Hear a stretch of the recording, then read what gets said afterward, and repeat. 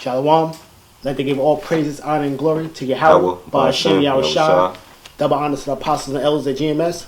And peace and blessings out there to the Akim doing his words of Syrian truth. We're going to get into this topic of staying in the spirit. This is the book of Romans, chapter 8, verse 1. There is therefore now no condemnation to them which are in Hamashiach Yahushua, who walk not after the flesh, but after the spirit. Right, because we're not condemned with this world, okay? All right? So if we walk in the spirit, we are doing we're after the Lord's. If we walk in the flesh, we're not of his. Right? Read. Verse 2. For the law of the spirit of life in Yahushua have made me free from the law of sin and death.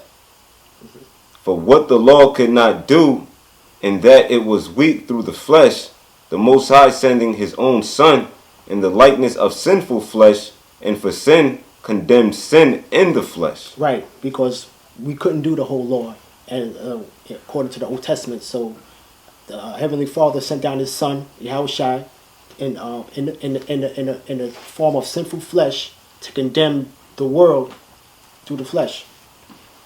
And it also shows that when Yahushua was walking the planet Earth, that he was made perfect. You know, he condemned sin. He overcame sin. You know, he was made perfect because here it is. He faced the various temptations and didn't sin. You know, so what? He condemned sin in the flesh. You know, verse 4, that the righteousness of the law might be fulfilled in us who walk not after the flesh, but after the spirit. But they that are after the flesh do mind the things of the flesh. Right.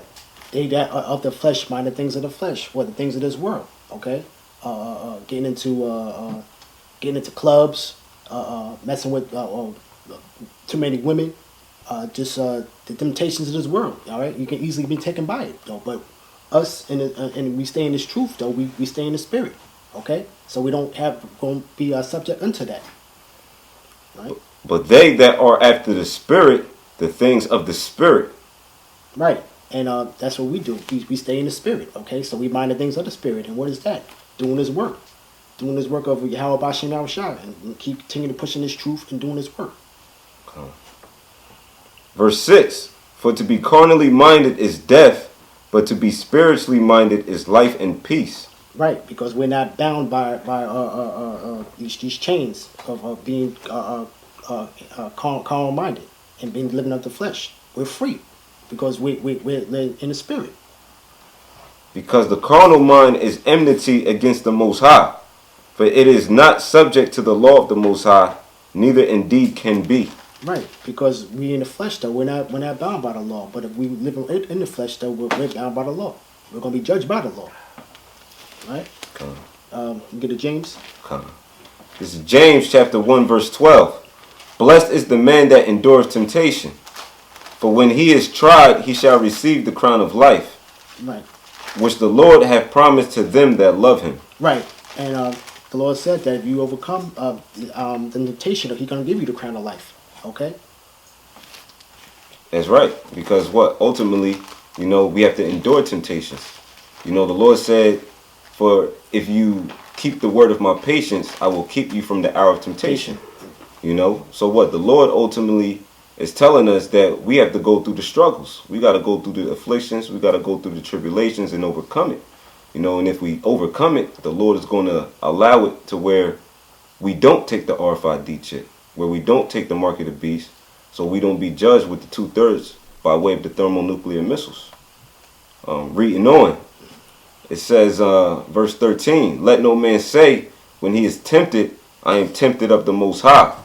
For the Most High cannot be tempted with evil, neither tempteth he any man. Right, and the tempter is who? Tempter is Satan, according to Matthew the 4th chapter. Okay, man can't live on bread alone, but you live through every word that the Lord speak through the Spirit. Okay, so like I said, we stay in that spirit and we try not to be tempted. Okay. Verse 14, but every man is tempted when he is drawn away of his own lust and enticed. Right, because there's a lot of pitfalls out here. There's a lot of temptations out here that man can fall victim to. Okay, Got so many distractions. A lot of it is what Esau puts out there. You know, these pits and snares, these jinns. You know. That's right. Verse 15. Then when lust have conceived, it bringeth forth sin. And sin, when it is finished, bringeth forth death. Do not err, my beloved brethren. And that's a warning given to us. Do not err, my beloved brethren. Okay, so we, like I said, we gotta just continue to stay in the spirit. All right. That's right. All right. Go to Galatians. Okay.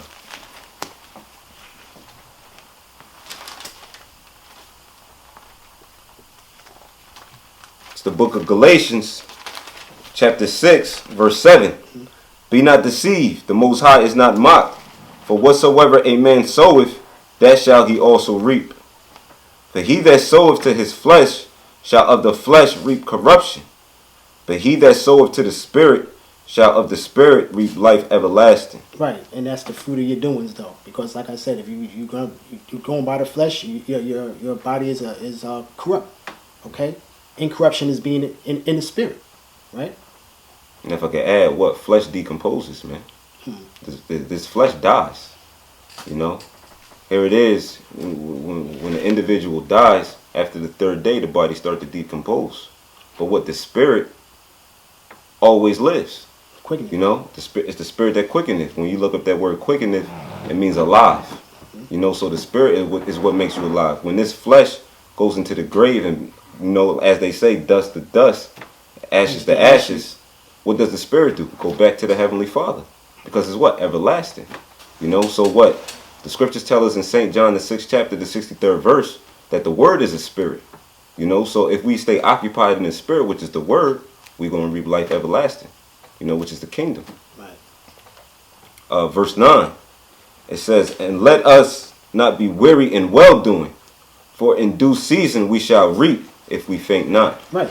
So, like I said, though, we keep that temperance, okay? We keep that prudence, we keep that fortitude, and we stay in the spirit, okay? And we just continue to just hold on and just continue to not faint. Continue doing this work. Keep abounding in this work. Okay, and with that, I think of all praises, honor, and glory to Yahweh, Ba'ashem, Yahushua. Double honor to the apostle and elders of GMS, and peace and blessings out there to the Akim, out there doing his work, and sincerity and truth. Shalom. Shalom.